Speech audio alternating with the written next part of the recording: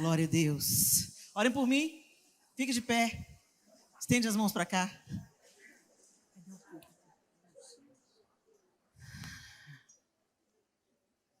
Senhor, nós estamos com o nosso coração aberto para receber a semente poderosa da Tua palavra. Eu dependo de Ti, Senhor, porque só Tu tens as palavras de vida eterna. As minhas não são suficientes, são boas. O Senhor me deu o dom, mas são as Suas que transformam, que mudam o nosso coração. Ajuda-nos nessa noite, fala conosco de um jeito que só o Senhor pode falar. Fala com todas nós, mas também fala com a nossa individualidade. Que a Tua vontade seja feita nessa noite, que o Seu nome seja glorificado. E que eu não seja empecilho, Senhor, que eu não atrapalhe o Teu Espírito Santo. Me ajude, me dê graça, em nome de Jesus. Amém. Pode sentar. Alguém coloca um trem aqui para mim. Maravilhoso. Amém. Amém, aleluia. Gente, é uma alegria muito grande estar aqui mais uma vez. Nós já tivemos tantos momentos singulares aqui. O Senhor falou com a gente de maneiras diversas nas oportunidades benditas que eu tive de estar com vocês. E nessa última reunião do ano, gente, eu não sei vocês não, mas o final do ano para mim é aquele momento de reavaliar e de buscar a vontade de Deus para a próxima etapa, né? Na verdade, a gente sabe que do dia 31 de dezembro para o dia 1º, nada acontece, só a folhinha que fica velha, né? Mas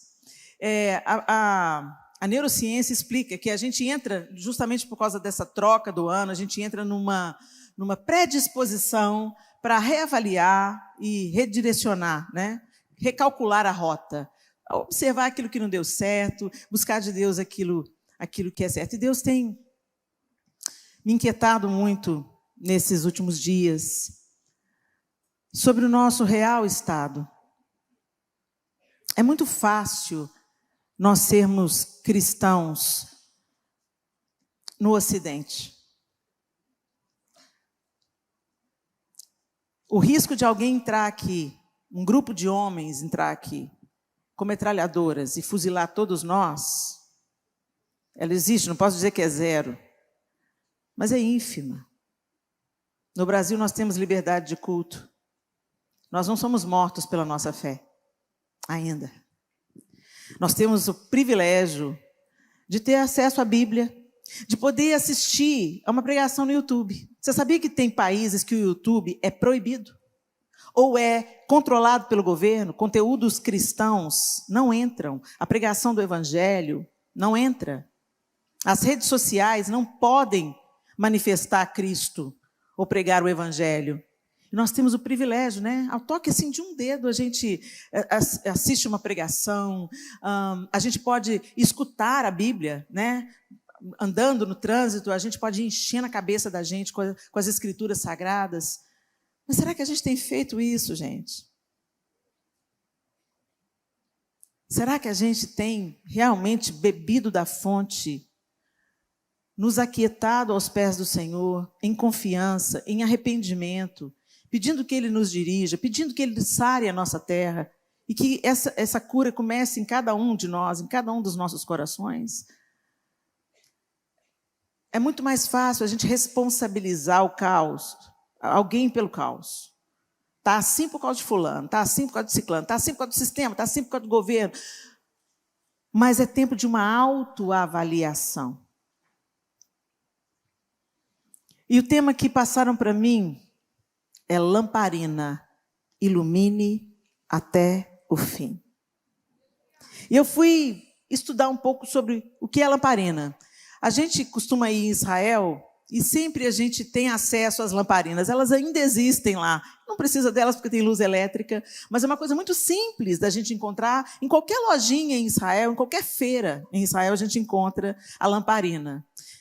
Bom, deixa eu compartilhar com vocês como eram as lamparinas, né? Se você ainda não tem uma visualização, as lamparinas do primeiro século eram o principal meio de iluminação usado em todo o mundo greco-romano. Então, era o principal meio. Iluminava a rua, iluminava as sinagogas, iluminava tudo. Era aquela luz, aquela lâmpada era o principal para trazer iluminação. Mas, curiosamente, gente, a lâmpada, a lamparina, ela só iluminava no máximo 2 metros. Então, ela não era uma luz como essas aqui que a gente experimenta, né?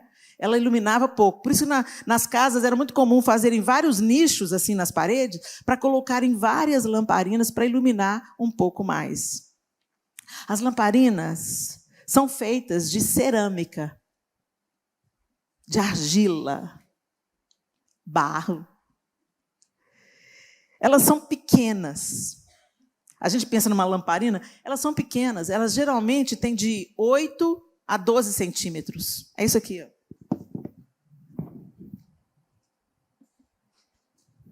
É pequeno.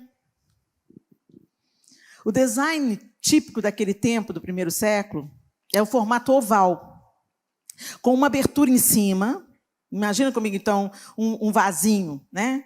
Com uma abertura em cima, não em todo, como uma xícara, por exemplo, mas um buraquinho no meio, assim, superior, e um outro bico estreito para entrar o pavio. Então, o pavio é normalmente feito de fio de linho, e dentro, né, o combustível usado para acender a lâmpada é, na maioria dos casos, e ainda é, o azeite de oliva, um azeite puro, um azeite bom. Tinham outros óleos menos comuns, que era a gordura animal, mas a gordura animal dava um cheiro muito forte. E também tem um óleo de sementes, mas certamente o azeite era mais usado. E por que o azeite era mais usado? Porque a chama era estável, provocava pouca fumaça e tinha bom rendimento. Era tão essencial que esse símbolo, esse instrumento, aparece em vários textos bíblicos e também em textos rabínicos.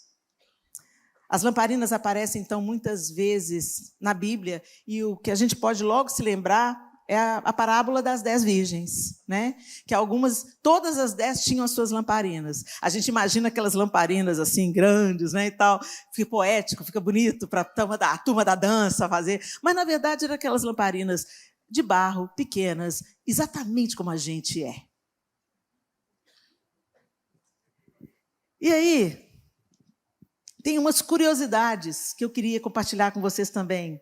Não é à toa, gente, a palavra de Deus, ela não usa essas ilustrações sem um propósito. Porque isso aqui estava no dia a dia daquelas pessoas a quem as escrituras foram dirigidas no primeiro momento. Então, aquilo tudo ali, a cultura, a maneira que eles tinham, as ferramentas, os instrumentos, os utensílios, tudo estava dentro da cultura. Então, quando Jesus estava ensinando sobre isso, quando o texto bíblico está ensinando sobre isso e usa essas figuras de linguagem, estava dentro da realidade das pessoas. Por isso que eu estou trazendo para vocês essa realidade, porque a gente não tem lamparina, né? A gente não usa lamparina, a gente nasceu já com luz elétrica, né? E até quando a gente pensa em lamparina, a gente em vela, a gente vê aquela coisa mais romântica, mais bonita, né? Num lugar bonito para colocar. E não, a gente não imagina um pedacinho de barro, um potinho de barro, cheio de azeite e com um pavio para iluminar a 2 metros no máximo. Olha a curiosidade. Essa é a primeira. A chama era tão fraca que iluminava apenas um raio de 1 a 2 metros. Muitas casas tinham nichos na parede para colocar várias lamparinas. O pavio precisava ser cortado. Olha isso, gente. O pavio precisava ser cortado diariamente para queimar corretamente. Já entenderam, né? Era símbolo de hospitalidade. Acender uma luz significava receber alguém, estar aberto para receber alguém. E era usada em cerimônias judaicas para manter a chama acesa, que simbolizava pureza e vigilância. E aí, quando a gente, então, pega a aplicação, por exemplo, da parábola das 10 virgens, agora fica mais fácil a gente visualizar, né? Elas foram com as lamparinas, como a lamparina é pequena, precisava de azeite reserva. Não é isso? 5 levam o azeite reserva e 5 não levam o azeite reserva. Mateus capítulo 5, 6 e 7. Esses capítulos de Mateus, se você nunca leu ou nunca se demorou sobre eles, eu te aconselho. Faça isso daqui até o final do ano. Leia os capítulos 5, 6 e 7 de Mateus, com o coração aberto e pedindo ao Espírito Santo para fazer uma obra na sua mentalidade. Porque ali nas bem-aventuranças, a gente pensa que as bem-aventuranças são as instruções só quando Jesus começa a falar bem-aventurados os mansos, porque herdarão a terra. Mas as bem-aventuranças são muito mais do que isso. Nesses 3 capítulos registrados por Mateus, está o cerne do cristianismo, a coluna vertebral do cristianismo. Ou seja, se você fracassar naquilo que está ali, você não é cristão. Embora você possa acreditar que é. E eu queria, então, que você abrisse esse texto, Mateus capítulo 5, e nós vamos ler o 14, de 14 a 16. Mateus 5, de 14 a 16. Eu estou na Nova Almeida Atualizada, NAA. A versão diz assim, Jesus está falando, vocês são a luz do mundo. Não se pode esconder uma cidade situada no alto de um monte. Nem se acende uma lamparina para colocá-la debaixo de um cesto, mas no lugar adequado, onde ilumina bem todos os que estão na casa. Assim, brilhe também a luz de vocês diante dos outros, para que vejam as boas obras que vocês fazem e glorifiquem o Pai de vocês que está nos céus. Esse texto, um pouco antes ele falou, vocês são o sal da terra. Mas eu queria que com todas essas informações que nós já temos sobre as lamparinas, que vocês entendessem o que Jesus está falando aqui. O que ele está falando aqui não é apenas que você deve fazer boas obras para que as suas boas obras glorifiquem a Deus que está no céu. Ele começa falando assim, ó, não se pode esconder. Não dá para esconder. Se Jesus está em você, não dá para esconder. Uma evidência de que Ele está operando em você, e isso está transbordando para as pessoas, isso está brilhando diante dos homens, são os efeitos disso, as obras, né? Mas a gente mesmo pegar essa tarefa, não, Jesus, não precisa disso não, vem aqui, deixa que eu sei fazer. Recentemente eu estava até compartilhando com as meninas à mesa, que recentemente eu escutei o Paulo Borges falando, pastor, pregador, falando, o Paulo Borges é um cara que tem uma cabeça diferenciada. E ele fala assim, eu não preciso do Espírito Santo para fazer a igreja crescer. Aí você leva aquele choque assim. Eu não preciso do Espírito Santo para ter um grande grupo de louvor. Foram coisas nesse sentido. E ele começou a citar coisas. Eu não preciso do Espírito Santo para fazer evangelismo. Ele começou a citar as práticas que a nós são comuns. Ele falou assim, eu já tenho dom para isso. Deus deu o dom. E pelo dom que Deus deu, a gente consegue operar muitas coisas. Mas ele falou assim, eu preciso... Aí, quando ele falou isso, eu entendi tudo. Mas eu preciso do Espírito Santo para amar. Porque nós não sabemos amar. O nosso amor, gente, ele está limitado dentro da nossa humanidade. Ele é seletivo. A gente se move por interesses. Nós declaramos amor e quando aquela pessoa nos decepciona, o amor vira ódio. Mas o amor de Cristo não. O amor de Cristo é aquele que quando recebe um beijo de Judas, chama ele de amigo. O amor de Cristo é aquele que quando ressuscita, fala assim, diga a Pedro e aos outros que eu vou estar com eles. Eu vou estar diante deles na Galileia. O amor de Cristo é que prepara peixe na praia e chama os seus que estavam ali e se dirige àquele que o negou 3 vezes. Tu me amas, Pedro, tu me amas. Tu me amas, Pedro. O amor de Cristo é destoante. O amor de Cristo é constrangedor. O amor de Cristo é constante. Ele não sofre variação. O Senhor ama plenamente, absolutamente, absurdamente. E quanto mais eu contemplo o amor e a misericórdia de Deus, mais indigna eu me sinto. E algumas pessoas chamam isso de uma bad, uma onda ruim. Ai, tem uns pregadores que são tão depressivos. Não é depressão, não, gente. É porque acabou o tempo da palhaçada. Não tem tempo mais para palhaçada. O púlpito não é picadeiro. O púlpito não é o lugar. E eu ouvi uma frase muito, muito forte falando assim, que as pessoas adoram os falsos profetas ensinando a um grupo de bodes. Porque as ovelhas conhecem a voz do seu mestre, do sumo pastor.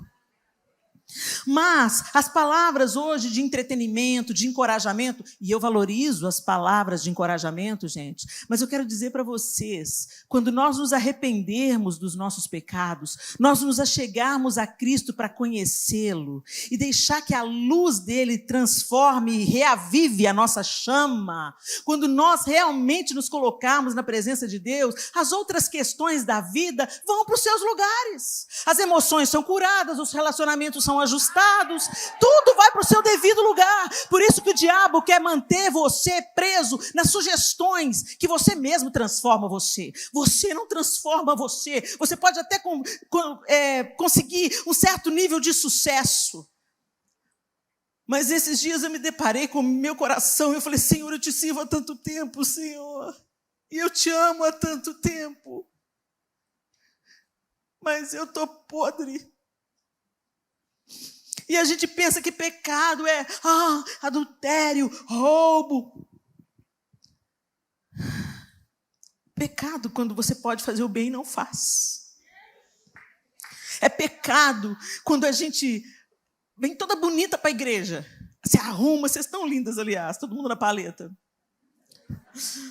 Se arruma, mas fica insensível à necessidade de outros. Gente, é pecado quando a gente tem 100 pares de sapato, enquanto tem gente que não tem um para calçar. É destoante do cristianismo. Jesus se despiu de toda a sua glória e habitou entre nós. E ele não habitou em Jerusalém. Ele habitou em Nazaré. Passou uns tempos no Egito. Depois foi para Cafarnaum. Cidades pequenas. Cidades consideradas imundas pela elite religiosa. Nós não gostamos de ambientes feios. Nós não gostamos de ambientes fétidos. Nós não gostamos de pessoas que não se enquadram no nosso modelo. Então, o nosso amor, que já é imperfeito em si, se apaga completamente pela nossa religiosidade. Sabe por quê? Porque a religiosidade faz a gente acreditar que a gente é melhor, mas a gente não é. Os pecados são diferentes, mas a gente não é. E sabe o que é pior? Porque o religioso, ele tem uma tendência natural a ser hipócrita. E o que é hipocrisia? Hipocrisia é quando a gente parece uma coisa, mas não é. Quem está vivendo aí uma vida de pecado, assume a vida de pecado. Eles andam por aí, entendeu? Eles mostram quem eles são. Mas nós escondemos atrás de uma capa de santidade. Sangue de Jesus tem poder. Nossa! Oh Deus, tem misericórdia dessa alma perdida. Exatamente como os fariseus faziam. Exatamente. Gente, exatamente. Eu me peguei assim, rejeitando alguns ambientes. Ai, não quero estar isso, não quero ver isso, não quero estar lá, não gosto dessa roupa. Às vezes a figura do outro nos parece agressiva, ofensiva, porque é um decote profundo, é uma saia muito curta, é um corpo todo tatuado.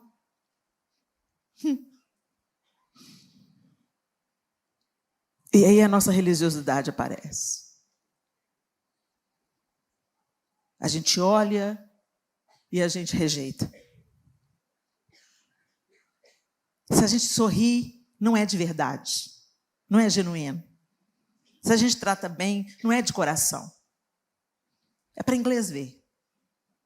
E isso ofende ainda mais o Espírito de Deus. Porque é só fachada. E a única vez nas Escrituras que a gente vê Jesus sendo duro é com hipócrita. É com religioso hipócrita.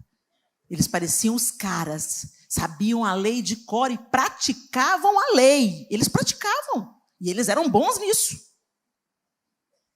Mas o coração deles não conhecia o amor. Só o juízo. E Deus também é juízo e fogo consumidor. Então é tempo de nós nos posicionarmos para brilhar até o fim. Nós nos posicionarmos para que o Espírito Santo, que é o azeite, nos encha. E para que aquilo que Ele produz em nós ilumine os outros. As boas obras, as boas palavras, o acolhimento. Sabe, gente, às vezes a gente pensa que boas obras é só suprir as necessidades materiais das pessoas. É também. Mas é acolher o que o outro tem para dizer. É não ir com duas pedras, tentando provar o seu ponto de vista. Você não tem que provar o seu ponto de vista, porque você não é o Espírito Santo. Quem convence da justiça, do pecado e do juízo é o Espírito de Deus. Essa obra é dele. É ele que faz a chama aparecer. A chama não existe sem o azeite, não existe. É ineficaz, mas a gente investe tanto nisso. Estou borrada, meu bem? Fofinho.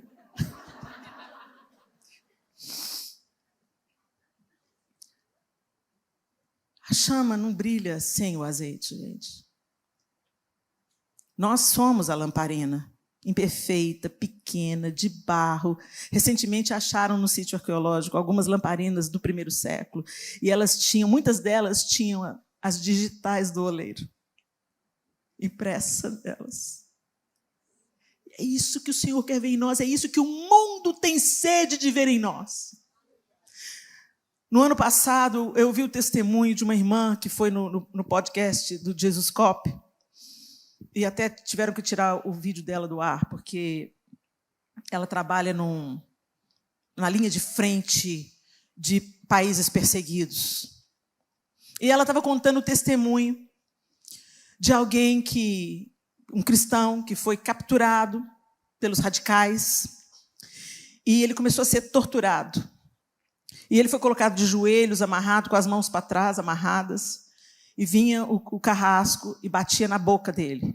Esmurrava o rosto dele, mas sobretudo a boca. E ele falava: você vai continuar servindo esse Deus? Você vai continuar servindo esse Jesus? E ele não falava nada, e apanhava mais. Aí chegou um momento que ele começou a quebrar os dentes. E ele não podia cuspir os dentes, então ele tinha que engolir.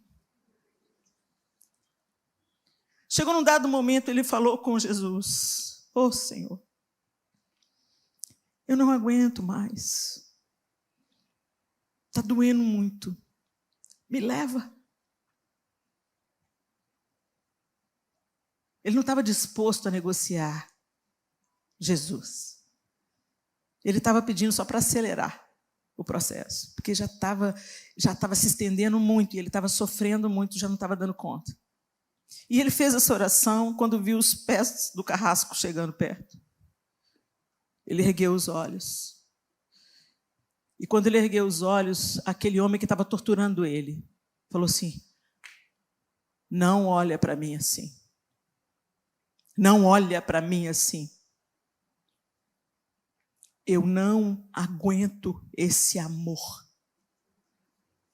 E caiu em pranto, se assentou perto dele e falou: me conta mais sobre esse Jesus.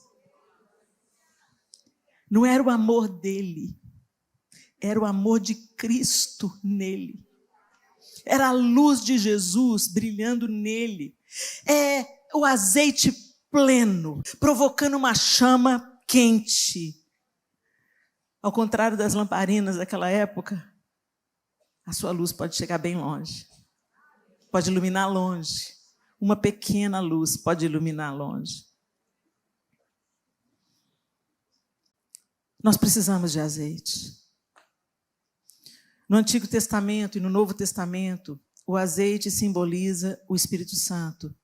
Consagração, capacitação, vida interior e presença de Deus. Consagração.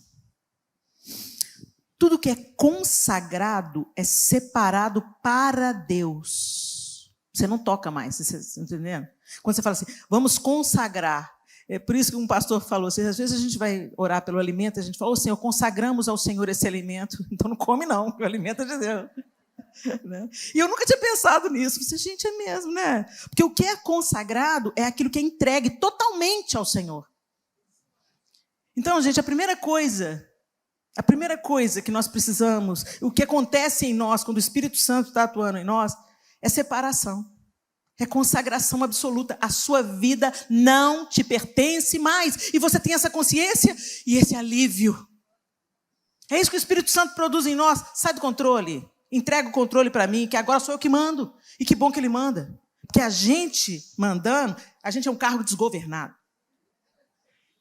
Mas quando o Espírito Santo gera isso em nós, a consagração, a separação, você não vai se fartar dos alimentos da mesa do rei.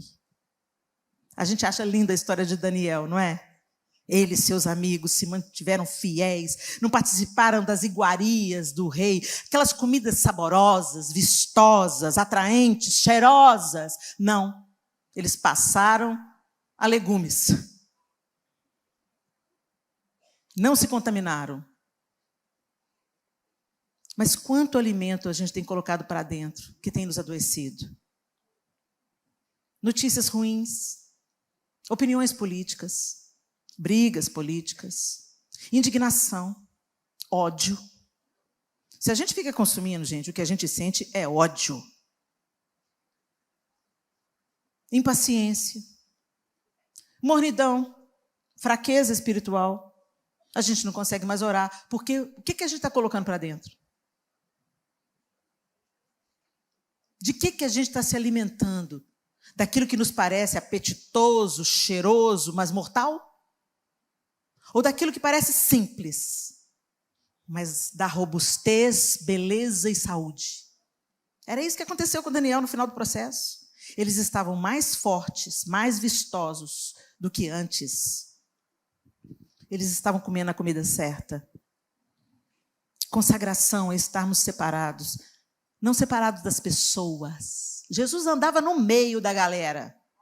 Jesus sentava na mesa de cobradores de impostos. Jesus falava com prostitutas e deixava que elas tocassem nele. Teve uma que lavou os pés dele e enxugou com os cabelos. Pecadora.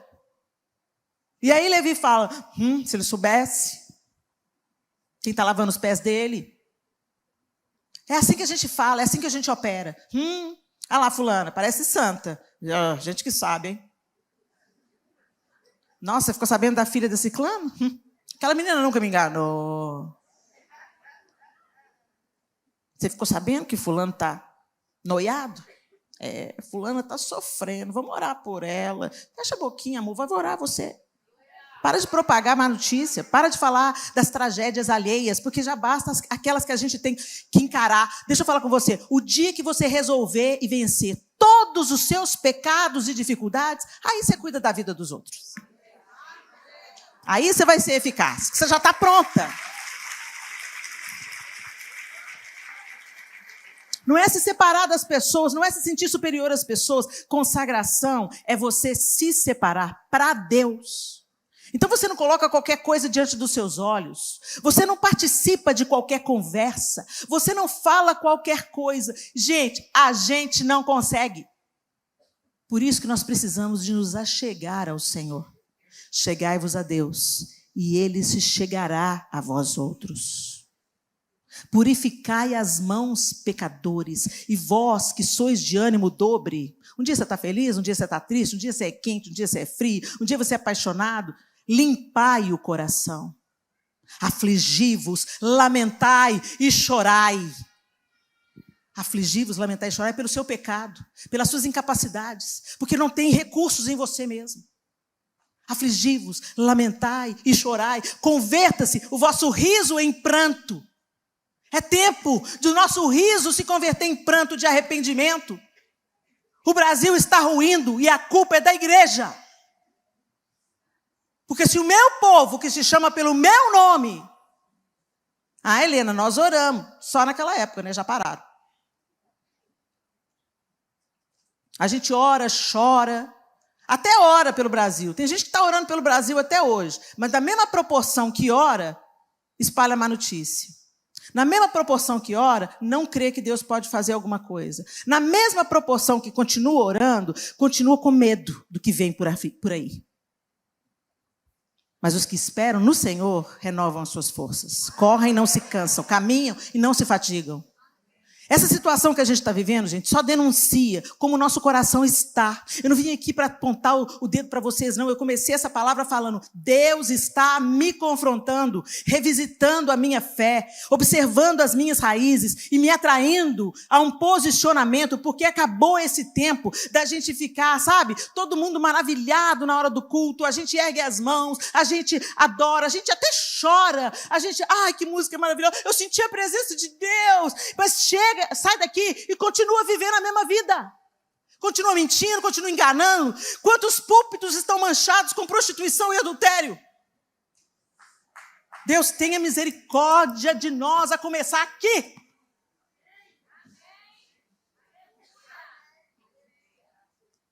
O tempo que nós estamos vivendo é muito sério, gente.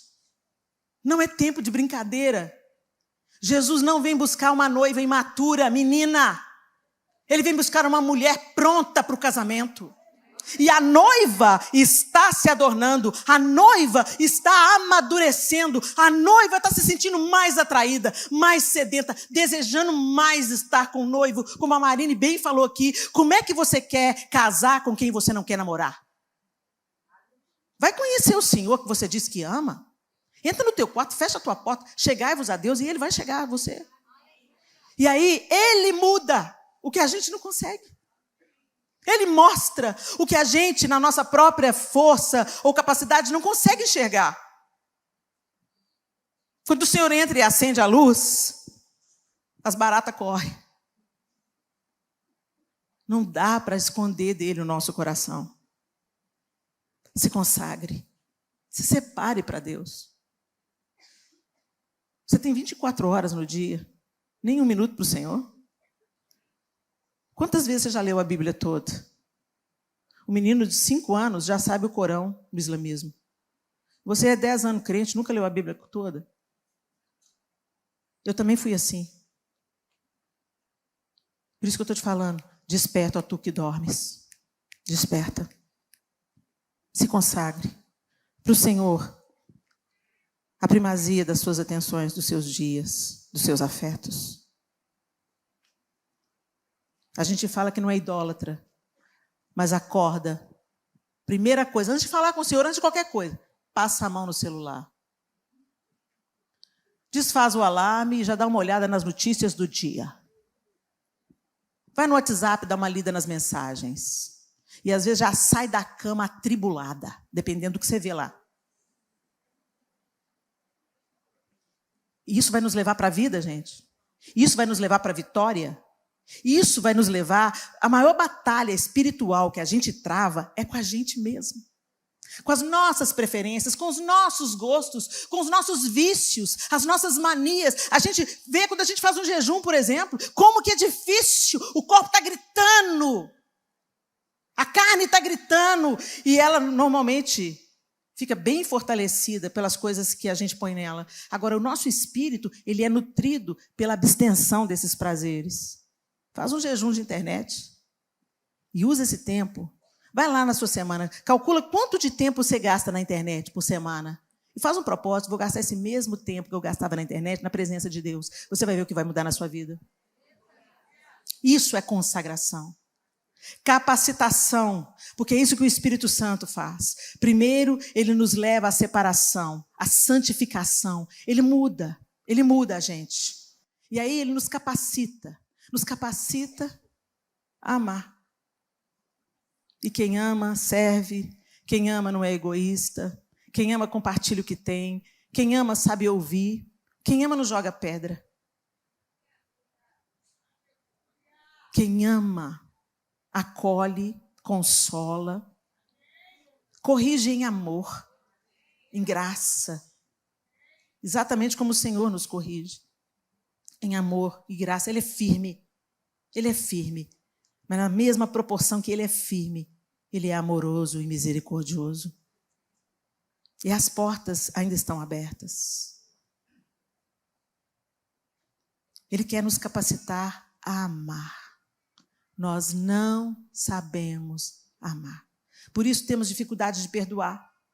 Por isso carregamos ressentimentos que às vezes está adoecendo a sua alma. Às vezes você está carregando um defunto emocional aí, alguém que te feriu lá há 10 anos atrás, você está ferido com isso até hoje. Por isso que fala, o verdadeiro amor lança fora o medo. O verdadeiro amor. O nosso amor não, o verdadeiro. Aquele que nos é concedido pela obra do Espírito em nós, nos transformando à semelhança de Cristo, de fé em fé, de glória em glória, até aquele grande dia onde a obra será plena e perfeita. Mas nós estamos numa caminhada, minha querida. E ou você continua andando, se aproximando de Deus, buscando santificação, se consagrando a Ele, sendo capacitada por Ele a amar, a perdoar, a permanecer, a crer, independente da bagunça que estiver ao seu redor, ou você não vai dar conta. Você vai ficar pelo caminho como tantos dos nossos irmãos já ficaram. Quanta gente que você conhece aí que já chutou o balde? Decepcionou-se com a igreja, decepcionou-se com a liderança. Jesus não falha, gente. Vim para a igreja procurando gente perfeita, é a mesma coisa de você ir no hospital procurando gente saudável. Nós estamos aqui, eu entendo assim, nós estamos aqui reunidos, porque a gente entendeu que sem Jesus não dá para a gente fazer nada.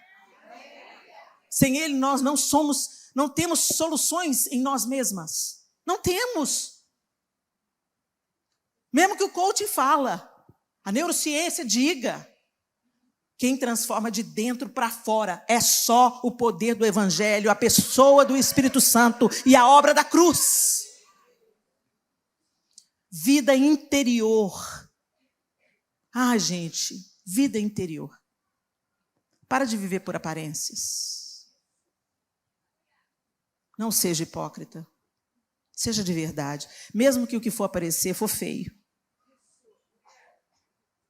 É melhor a gente expor nossas feiuras, falar mesmo, do que ficar posando de santarrona, criticando o pecado alheio, enquanto não consegue vencer o seu. E isso precisa de vida interior. Às vezes você está pensando assim, nossa, fulano tinha que estar aqui, mas foi Deus trouxe você, será por quê? É para nós mesmos, gente, é para mim. E eu falo que eu é aquele que quer mais atingir, porque o meu ouvido é o mais perto da minha boca. Então o que está passando aí no seu coração já passou aqui no meu, tá bom? Fica firme, fica firme. Vai nos levar para um bom caminho. Ele quer que a gente cultive vida com Ele, vida no secreto, vida interior, vida que Ele vai transformando, vai limpando, vai lavando, vai tirando as tranqueiras, vai te ajudando a perdoar, vai te ajudando a andar a segunda milha, dar a túnica e também a capa, amar aquela pessoa que te ofende. Só Ele faz isso, mas isso precisa de vida com Ele. A vida que Cristo oferece, o mundo não pode lhe dar. É vida no seu coração, é vida perfeita em amor, é vida aos pés do Senhor, é Cristo vivendo em você. É vida que nasce da morte, é vida que traz o perdão, é muito mais que uma religião, é Cristo vivendo em você. Vida interior.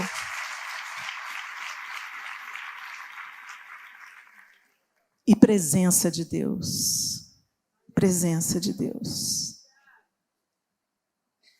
Você consegue discernir a voz de Deus no meio de tantas outras vozes? Eu confesso que às vezes eu tenho dificuldade. Eu fico lá igual o Gideão. Ô Senhor, me dá mais uma prova? Dá mais uma prova? Só para ter certeza. Ô Senhor, usa um megafone para falar comigo que eu sou meio lesada. Mas o desejo dele, gente, é nos conduzir a um lugar de tanta intimidade. Sabe, eu sou casada com o João há 35 anos. A gente fala tudo junto. Virou até piada interna lá em casa. A gente fala frases inteiras juntos. A gente suspira, minha irmã. Boceja na mesma hora. Vem com assuntos que o outro... Aí, antes a gente estranhava, olhava um para o outro, caía na risada. E os nossos filhos ficavam assim, vocês ensaiaram isso antes. Uma só carne. Eu não sei explicar isso, não. As coisas vão sendo compartilhadas assim. E hoje, tem muita coisa que eu não preciso de falar para o João. Ele sabe só de olhar. Eu olho para ele, ele olha para mim, e a gente já conversou.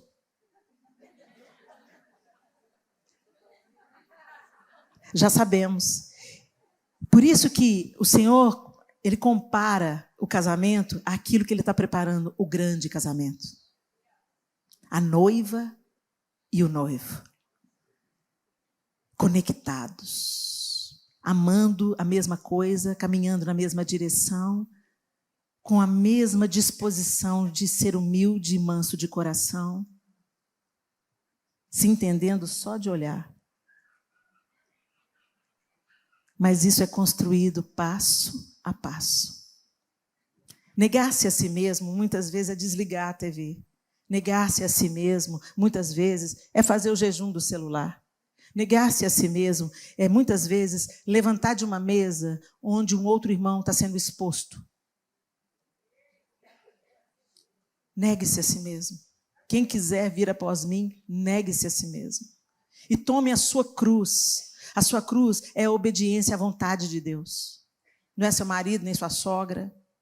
É a obediência à vontade de Deus. E isso traz a presença de Deus.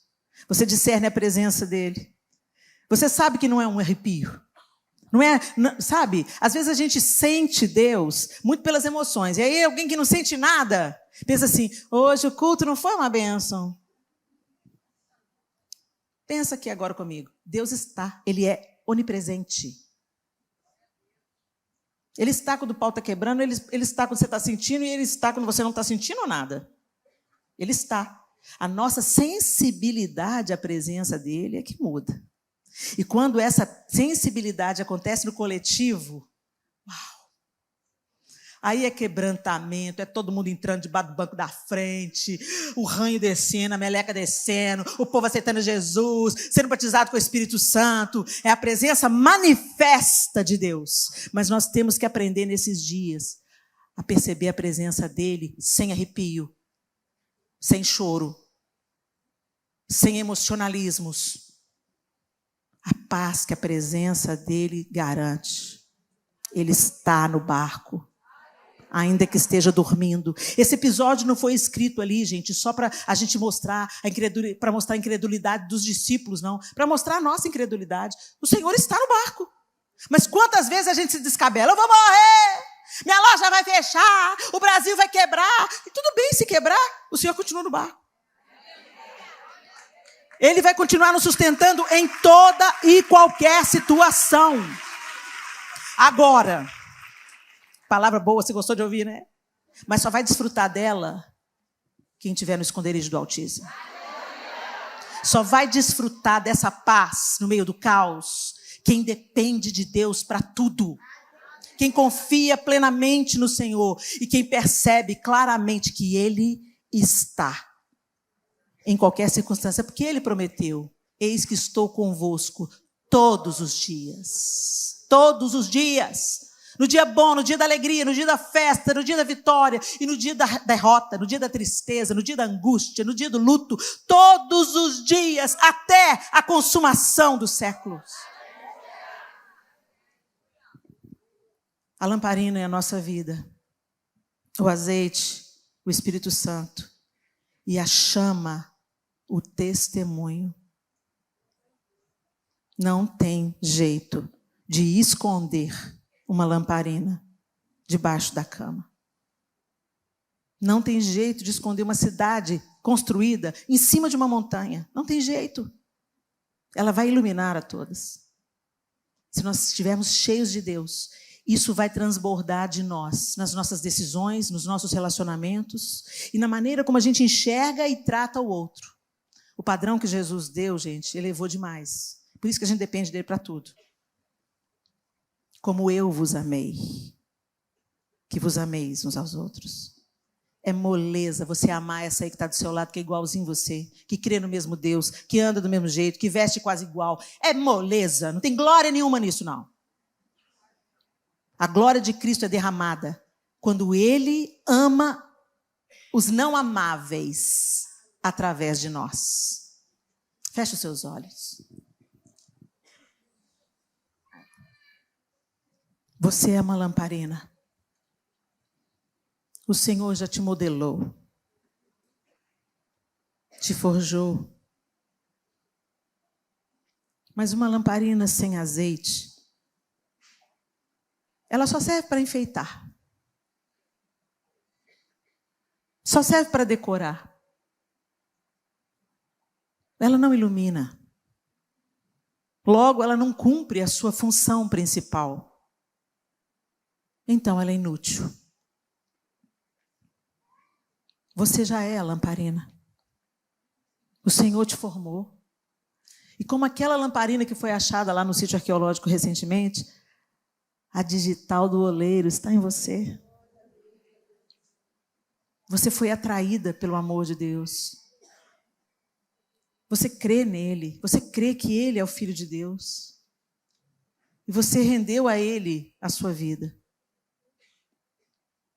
Mas você precisa ser cheio do Espírito Santo. O apóstolo Paulo, falando aos Efésios, ele diz: não vos embriagueis com vinho, onde há contenda e dissolução, mas enchei-vos do Espírito, falando entre vocês com salmos, hinos, cânticos espirituais, cantando e salmodiando a Deus nos vossos corações, dando por tudo graças ao nosso Deus e Pai, em nome de nosso Senhor Jesus Cristo, sujeitando-vos uns aos outros em amor. Enchei-vos do Espírito. Se achegue. Sai da prateleira da religião, onde você acredita que é boa o suficiente. Bom é ter Ele nos enchendo, bom é ter Ele transbordando em nós, bom é ver Ele produzindo a chama poderosa na nossa vida para aquecer e iluminar a vida de outros. Uma vida com propósito.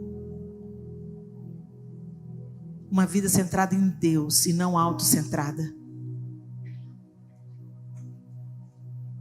Ele é o Espírito Santo, nosso azeite.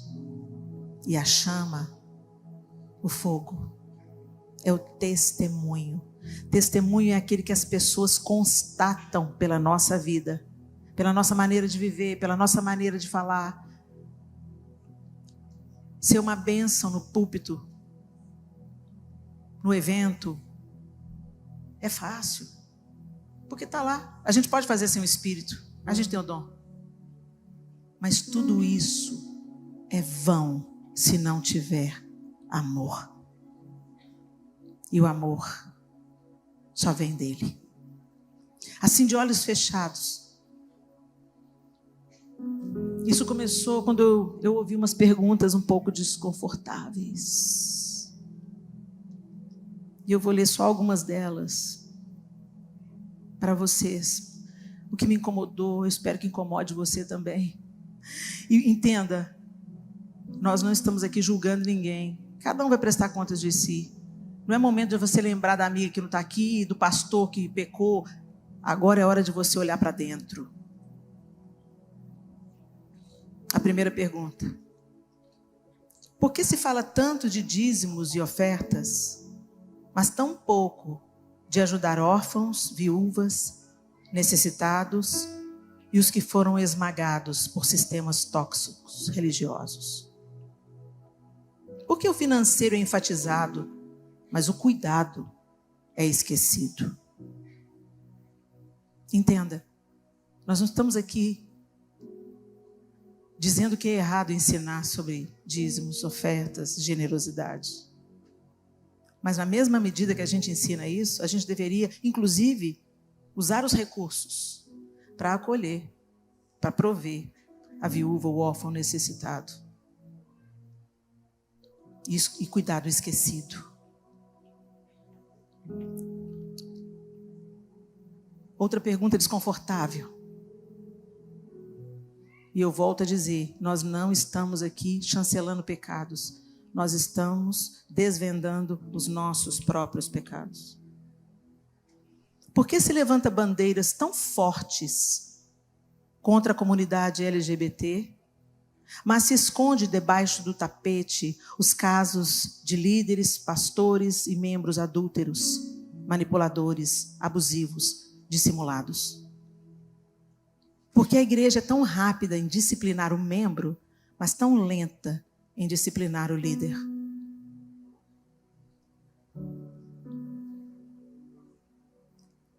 E a última.